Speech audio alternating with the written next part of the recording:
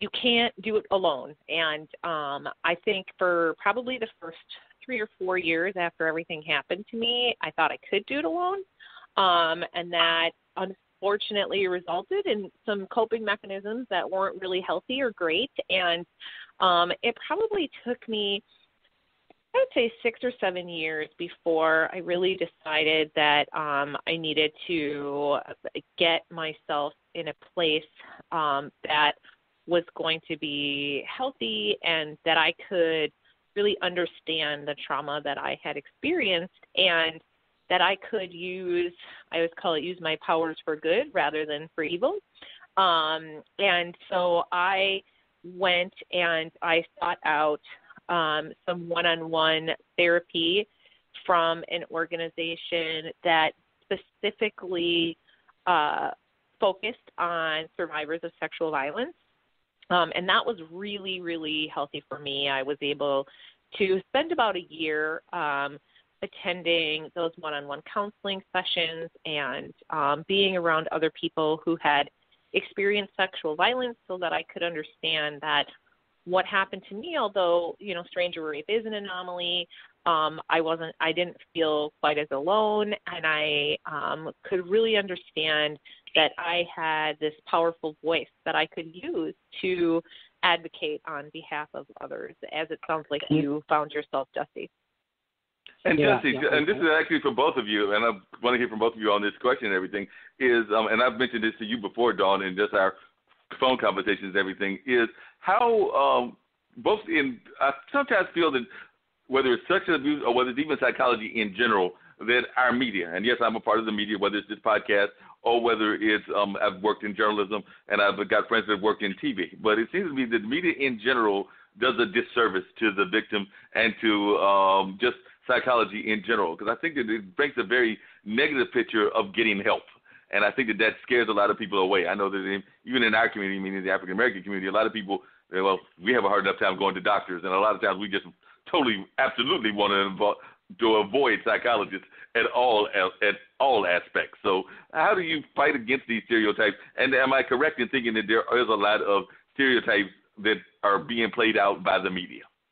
Yeah, from my perspective, I think definitely so. I think the media plays on this psychology of victimology, and it reinforces the whole sense of powerlessness. And what I love about what Dawn was sharing is my experience when I worked clinically with people who had suffered abuse, and as I work with executives, and some of them have experienced abuse, certainly fear and bullying, that it's important to realize your power and to act on it. And when you say, this was terrible, this was horrible what happened to me, and I am not a victim, and here's what I'm going to do to speak up and to exert my power in the world.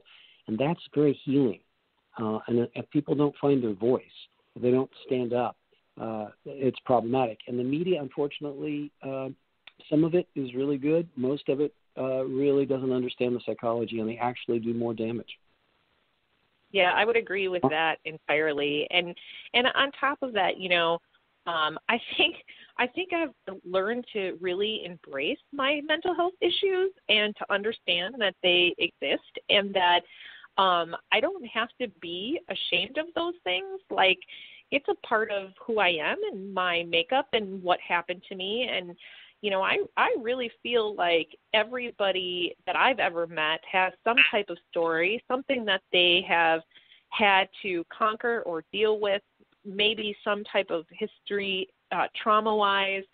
And, I think the media does a disservice in terms of the way that they proclaim mental health as being something that is stigmatized or that we should be ashamed of or afraid to admit. And I disagree with that entirely. It feels very liberating to me to say, hey, you know what, I'm really experiencing a high level of anxiety right now. This is something that I just need to say out loud. And I feel okay with myself for those things that are an ingrained part of me. And I wish we could break that stigma. I wish media would have a better handle on what that looks like. Yeah. And one other thing, just in terms of media, and I want to get back to you, Dawn, and everything, and if you want to jump in, Dusty, that'd be great too, is it seems to me that a lot of times it also over-sexualizes, and I know there are people like Tip O'Neill that might have even talked about the rap industry and some of the lyrics and everything, but it just seems to me that a lot of times it over-sexualizes, and that might even add into some of the abuse that takes place because of the way that we treat society and some of the media images that are put out there. I mean, do we really need certain women in certain kind of outfits to sell a car? And I know I understand the concept of advertising and things of that nature, but sometimes it seems to me that the imagery has nothing to do with the product. Oh, I mean, I could get up on a soapbox for hours around the way that we over-sexualize media and what the lyrics are of the songs that we listen to and how much we personify alcohol and sex and drugs in our music, in our movies, in our television. You know, I have those conversations with my children all the time, and I don't want to say that, you know, women should be berated for, you know, what clothing they're wearing. But I agree with you entirely when you say, like, that doesn't have anything to do with the product half the time in a lot of our advertisements and movies. And, you know, it's crazy the amount of things that our young people are saturated with when it comes to violence and sexuality and what is right for a man versus what is right for a woman, you know, and how we leave out people who identify as other gender identities completely because we live in this complete gender binary society. So, like I said, I could get on that soapbox. No problem. You can get on anytime you feel like it. Like I said, we love having guests on even multiple times. So after you come back from Hawaii, I'll definitely have to get you back on again at some point to continue this conversation. But, Dusty, earlier before you got on and even before Dawn got on, I was talking to Dante, and one of the things he was talking about was in the labor movement and in some of the things that are going on with May Day is the fact that here in North Carolina and throughout the nation, there's going to be a teacher strike. And part of that strike is going to be involving the fact that a lot of the support individuals are not there. And he was putting out some very scary statistics about how little psychology is actually being allowed, or school psychology is actually being allowed in the schools. I forget the number, but it's like 1 in some ridiculous amount of thousands is the amount of patients that each psychologist has, if you want to break it down, and they're coming in at odd hours, maybe once a day, once a week, if they're lucky, maybe twice a week, depending on where they are and everything. Is this another issue that you're finding that you have to face as one that deals with psychology? It seems to me that we have downplayed it even in our education system. I even remember going to school, there was like psychology to some degree being taught. I don't even know if it's taught in the school system anymore. Yeah, Mark, that's a great question, and I believe the school system is broken. Well, first of all, we're training people for 19th century skills versus 21st century. And there's also this. We've raised 3 children. Our youngest just turned 24 today. And we put them in schools which focused on emotional intelligence quotient, which was Quaker schools.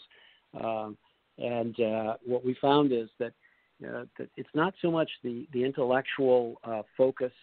It really is. Your intellect is more like your software chip. It's your computer chip. It determines, you know, how analytical, how powerful you are with that aspect. However, the emotional intelligence aspect is more like the software. And it tells, so you can be really, really smart and do really, really stupid things. You can be really, really smart and really do egregious things that get you thrown in jail or lose your life. It's that emotional intelligence, the ability for self-control, self-discipline, compassion, empathy for other people, ability to collaborate and coordinate. And those are the skills that are needed, along with leveraging each other's intelligence. And the schools are still focused on the intellectual quotient. They're not focusing on the emotional intelligence side of this. And the psychology piece, understanding practical psychology, I mean, it saved my life. And it can save people's lives. And I get paid a lot by organizations to come in and teach them basic stuff could have learned in grade school or high school if they'd applied it in teams. And I think that the school system needs a radical overhaul, and we need to start valuing teachers as much as we value bankers. Yeah, definitely. And I know that some other people that do the kind of work that you do, and it seems to me that more and more corporations are going that route. They're realizing that their workforce is not understanding leadership and leadership development, so they're having to go to outside sources like yourself, because they're even some people that were taught in business school, which is supposed to be training our business leaders, or law school, which is supposed to be training our legal leaders. Oftentimes they find that some of these people do not have those skill sets, and they're still having to call professionals like yourself in order to come in and give them some basic training on just basic leadership principles. Yes. Well, part of that emotional intelligence has to do with what it means to be a man in the world, what it means to be a woman, what it means if you don't identify completely with either gender, or if you identify with the opposite biological gender you were born with, and understanding that spectrum. You know, in some so-called primitive societies, they recognize 7 genders. We have trouble with just 2. The emotional intelligence has to do with the openness of mind, the flexibility, the ability to connect and to care and to show appreciation for other people. And I think that is something that we really wanted to focus on with our kids. And I would agree with Dawn, and I think that really raising healthy children is a countercultural experience for parents today, given all the media and all of the advertisements out there that tries to sexualize young girls and tells young boys what they're supposed to be in ways that actually exploit them and exploit young women. And I know I've only got like about a minute or two to go, but it seems to me that even some of our society tools, our society organizations don't help either, Dawn and Dusty, because I've actually got friends that are involved in the church and involved in other kind of cultural institutions, and it seems to me that some of those also play into the message. I mean, I can think of like many churches, and I'm not even thinking about the abuse that's going on in the Catholic Church, but just the message that churches often give to both women and men that are counter to what the message of a real healthy society is. So, I mean, if you're teaching men one thing about, you know, you should go out and shop around, and then you're teaching the women to be chaste, you're giving 2 contradictory messages to 2 different genders. So then we wonder what happens with society and why we have all these issues. Absolutely. Absolutely. So just as we're winding down and everything, I think I've got about a minute or two. Are there any final thoughts that both of you would like to share? And I would definitely like both of you to give the ways that people can get in touch with you and things of that nature. And I was always taught to be respectful, so I'm going to go ladies first. I mean, that might be stereotypical, but I'm going to go ladies first. And we'll have Dawn, if there's ways that people can reach you, not this week because you're going to Hawaii. So I know that if they send you an email, you're probably not going to answer. But after you get back, how can they reach you if they're interested in learning more about Denim Day, which by the time they reach you, it would have already happened, or just about being a survivor and ways that they might just want to, you might be able to help them in some of the struggles that they're going on with? So Denim Day is this Wednesday, April 24th. Wear jeans to support survivors. Doesn't matter where you work, where you live. That's the best way to do it. You can go to our website at denimdaymke.org, more about how you can get involved. You can follow us on Facebook at Denim Day Milwaukee. Also on Instagram, Twitter, Snapchat, all Denim Day Milwaukee. And you can always instant message me on the Facebook page if you have questions, or even though I'll be in Hawaii, I'll still be looking at Facebook, so I probably will respond to you in some way, shape, or form. Otherwise, contact RAIN, which is the Rape, Abuse, Incest National Network. If you need support right away, they have a 24-hour hotline. Thank you. And Dusty, how can folks reach you if they need some leadership advice? Maybe it's a business person, or maybe just people that just need general psychology advice in general, and some of the great things that you're doing with your leadership organization. How can they reach you? There are 3 ways. One is theactsofcourage.com. That's THE, theactsofcourage.com, which talks about the importance of courage and breaks it into 8 distinct acts with videos and so forth. The second is StaubLeadership.com, which is a business-to-business portal, and it talks about all the programs we offer. And we also have a Facebook, Staub Leadership Facebook page, and we also have the Acts of Courage Facebook page that people can look at and contact me at Dusty@StaubLeadership.com. And real quickly, I think I got 1 minute left to go. Are there any final thoughts that you would like to share with our audience as we wind the show down and everything? I don't know if you have any final thoughts that you just want to share with the audience in general. A couple, just feeling inspired by Dawn's courage and her acts of power. And I would say this: I think compassion is always the best answer. And remember, no one can do it for you, and you can't do it by yourself. And the biggest enemies we face are fear and shame.